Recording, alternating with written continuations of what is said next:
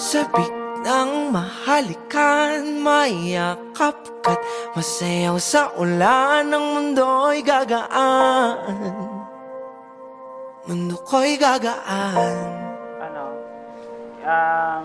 magkakilala na kasi yung ano namin, yung pamilya namin dati pa. Kaya lang, parang galing siya sa isang malayong lugar, yung malayo. Ano, nag-move in sila sa ward namin. Tapos, doon na sila nagsisimba. Kaya ang paligid ay ikaw pa rin ang ilaw ko.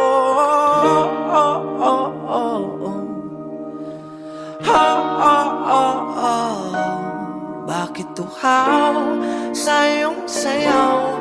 Bakit ikaw ibibitaw sa iyong sayaw? Laging ikaw, ako'y giniginaw. Halika rito, dito ka lang sa tabi ko.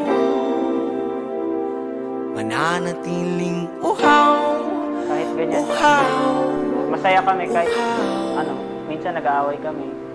Kasi pagka kasama ko siya, parang ano eh, parang tumitibok yung puso ko. Ma-high blood ako ganun. Parang ganun. Ayun, yun. Ay, nagustuhan ko sa kanya. Kaya gusto ko siya palaging kasama. Oo. Kaya kahit pa matalisod, mapagod at humigay ang tuhod, di ako hihinto. Ikaw aking Hindi ko alam. Basta crush ko lang siya.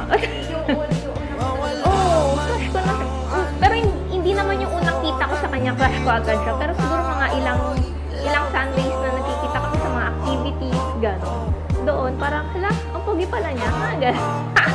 Trip. Yung gano'n. bakit tuhaw sa iyong sayaw? Bakit ikaw ibibitaw sa iyong sayaw? Laging ikaw, ako'y giniginaw. Halika rito, dito ka lang sa tabi ko. kasi, Mananatiling ano, matagal na kami, 11 years. Ayun. Gusto ko nang magkaroon ng pamilya. Ayun. So, parang buo na yung loob ko. Panghabang buhay na to, wala nang atrasan.